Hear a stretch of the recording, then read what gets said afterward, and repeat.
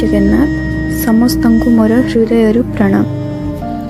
सूर्यास्त काले शब्द साउंटी आणे सूर्योदय रे विरही शिल्पी साजे। से केबे प्रेमिका साजे केबे से कलंक को देहरे चंदन करी लिपे।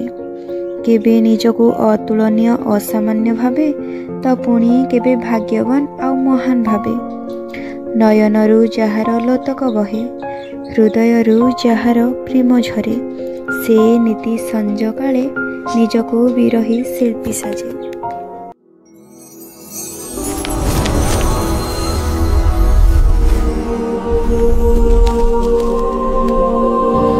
कवितार शीर्षक एक प्रश्नवाची निजको से अदृश्य शक्ति पाखरे समर्पी देउथिबा मोर एक कविता समर्पण।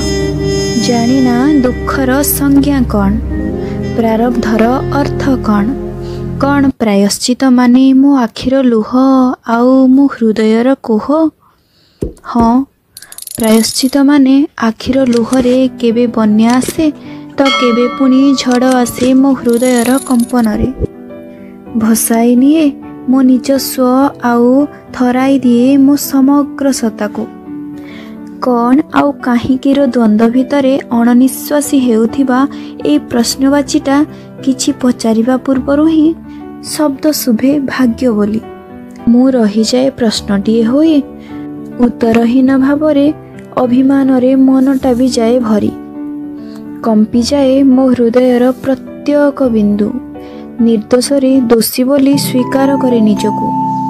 तथापि भी उठी पुणी भावे मु किछि करि पारंती कि। हेले गभीरतारु प्रतिध्वनित हुए समर्पण से अदृश्य शक्ति पाखरे। हाँ हेले गभीरतारु प्रतिध्वनित हुए समर्पण से अदृश्य शक्ति पाखरे। धन्यवाद। जय जगन्नाथ।